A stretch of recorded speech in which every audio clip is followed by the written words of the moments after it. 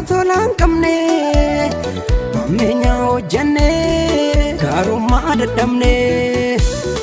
karaa qaa'elirraa maaliif deddeebina nama jooraa taana hojjenne jallina ammeenya hojjenne wal mammadeessine walii wallaafafuun wal dirmammeessine nutis kana goone maaliif abaaramna gaarummaa hojjenne gooftaatti araaramna araara kee nuuf diriirsi ati barruu kee araara kee nuuf diriirsi ati barruu kee nuuf diriirsi cubbuu keenya ati nuuf dhiisi nuuf diriirsi cubbuu keenya ati nuuf dhiisi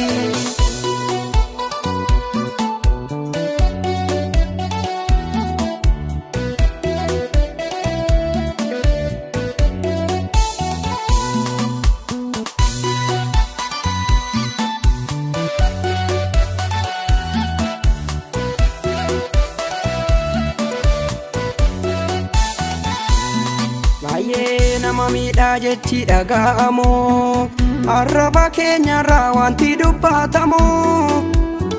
namoonni hundumtuu cubbamtoota ta'anii jaalloota wajjin maaddii jallaa nyaanne eenyuyyuu cubburraa kan ofiin oolchine gaarummaa dhiibneetoo ammeenya oomishne nutis kana goone maaliif abaaramna gaarummaa hojjenne gooftaatti araaramna araara kee nuuf diriirsi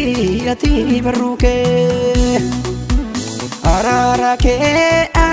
kee nuuf diriirsi ati barruu kee nuuf diriirsi cubbuu keenya ati nuuf dhiisi nuuf diriirsi cubbuu keenya ati nuuf dhiisi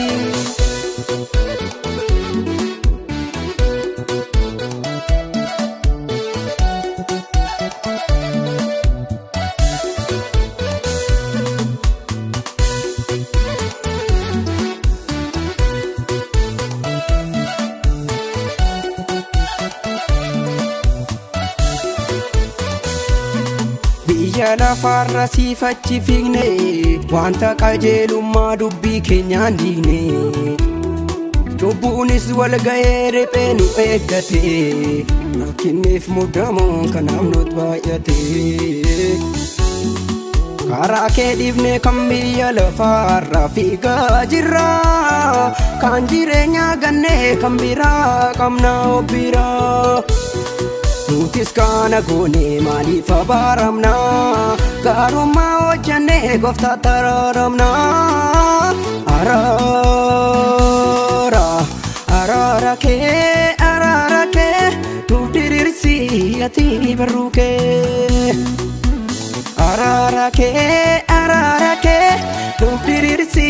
ati barruu kee nuuf diriirsi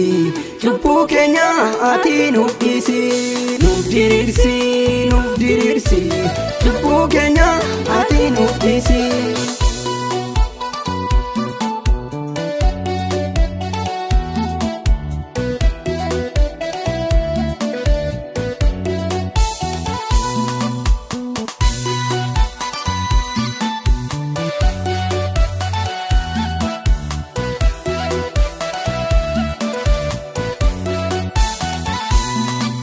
waliifoo dadhabne baay'ee dhiiga dhangalaasa karaa qaa'elirraa deddeebi'uun kuni booddeessa du'atti nu geessa maali barri keenya baraa namni dhugaa buluu dadhabee miidha fooniin fiiguu malee hafuuraan geggeeffamuu dhabee maaloo faraara miisiif hin taane keenya mallo Malo nuti mbaendini Kenya alo Malo Rajelumma tudachudi de Kenya alo Malo Nugitu injiru mancha ejadalo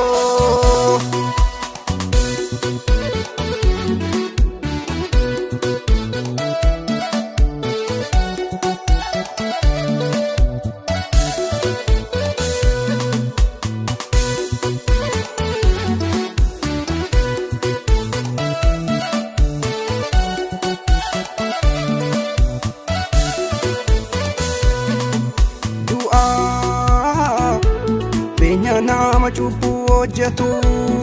karaa Kiristoos Yesuus jireenya kan nuuf kennametu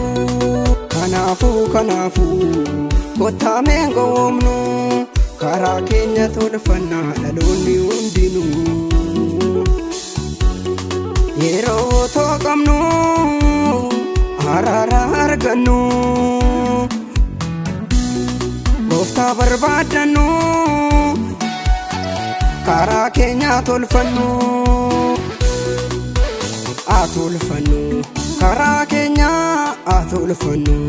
karaa keenya argachuudhaaf jireenya karaa keenya argachuudhaaf jireenya